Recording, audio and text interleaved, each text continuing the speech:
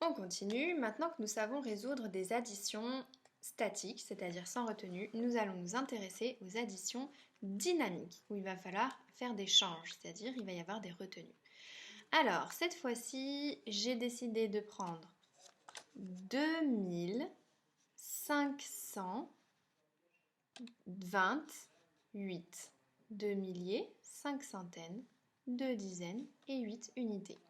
Et je veux lui rajouter, je veux faire plus, j'ai pas de milliers, j'ai le droit, hein, je fais comme je veux, 7 centaines, 700 que j'ai bien mis dans la colonne des centaines, 40, 4 dizaines dans la colonne des dizaines, 3 unités, 743.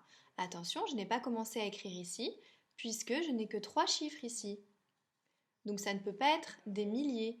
Il faudrait 4 chiffres pour avoir des milliers, donc je ne peux même pas commencer à écrire mon 7 ici, puisque cette colonne est réservée aux milliers. Ils ne se mélangent pas, les nombres, ils sont pas ils n'intègrent pas beaucoup ceux qui ne sont pas de leur ordre, c'est comme ça. En même temps, ils font tellement d'autres choses fantastiques qu'on leur pardonne. Donc, 2528 plus 743. Et je vais voir combien ça me fait tout ça quand je les mets ensemble. J'ai mis ici les couleurs des différents ordres pour servir de repère. Et vous n'hésitez pas à les écrire de la bonne couleur à la maison si vous voulez travailler sur les additions avec les timbres. Alors, c'est parti. Première chose à faire, qu'est-ce que je fais? Eh bien, je vais installer 2528. 2528. Il me faut 2000. Et puis, 500.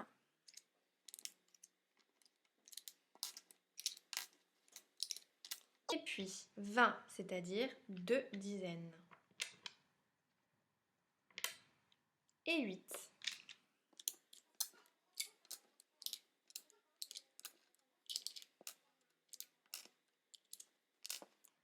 J'ai 2528. 2528. Et je veux lui rajouter, alors 743. Dans 743, il n'y a pas de milliers, donc je ne vais rien rajouter dans cette colonne. Par contre, il y a 700, 7 centaines, donc je vais rajouter 7 centaines ici. Je les place bien en dessous de la colonne maintenant du nombre précédent. Donc 1, 2, 3, 4, 5,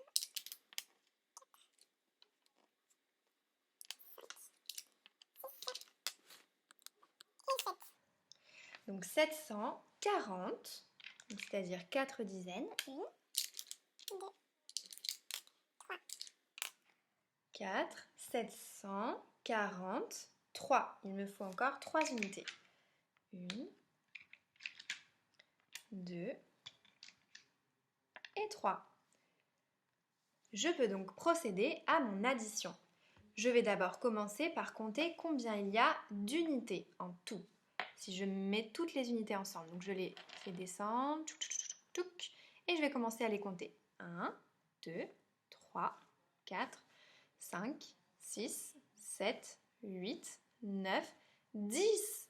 Oh, mais stop! Que se passe-t-il quand j'ai 10 unités? Et oui, ces 10 unités, je dois les échanger contre une dizaine. Et cette dizaine, je vais la rajouter à la colonne des dizaines. Donc, j'ai une unité dans ma colonne des unités. Maintenant, je vais aller compter combien j'ai de dizaines. Et je vais écrire, j'allais oublier, je vais écrire mon unité dans la colonne des unités. Donc, la colonne des unités, c'est celle-ci. Je vais écrire une unité. Et maintenant, je peux m'occuper de mes dizaines. Donc, je vais rassembler toutes mes dizaines, les descendre ensemble et les compter. 1, 2, 3, 4, 5, 6, 7 dizaines. Je vais pouvoir écrire le chiffre de mes dizaines ici, dans la colonne des dizaines. 7.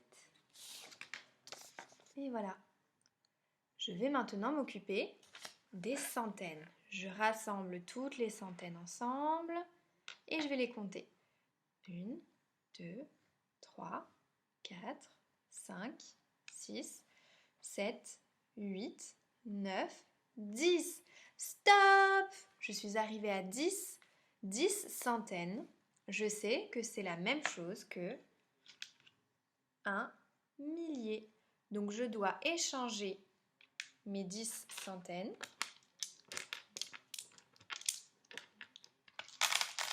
contre un millier que je rajoute dans la colonne des milliers. Donc je vais pouvoir écrire que j'ai 2 centaines. Et je vais l'écrire dans la colonne des centaines en dessous de toutes les centaines que j'ai ajoutées. Et enfin, je vais compter tout ce qu'il y a comme milliers. J'en ai 1, 2, 3. Et je vais pouvoir l'écrire dans la colonne des milliers. J'avais 2 milliers. Hop, combien est-ce que ça me fait maintenant? J'en ai 3. Grâce à toutes les opérations que nous avons faites. Donc, je peux dire que 2528 plus 743 est égal à 3271. Je le redis en utilisant le langage mathématique. 2 milliers, 5 centaines, 2 dizaines et 8 unités, auxquelles je rajoute 7 centaines, 4 dizaines et 3 unités. Et tout ça, si je le mets ensemble, ça me fait 3 milliers, 2 centaines, 7 dizaines et 1 unité. Voilà, il ne vous reste plus qu'à vous entraîner encore et encore pour découvrir plein d'opérations avec les timbres, soit en version papier, soit en version numérique. N'hésitez pas, les parents, à me solliciter pour que je vous envoie la version papier ou le lien vers le site pour manipuler les timbres sur l'ordinateur de façon numérique.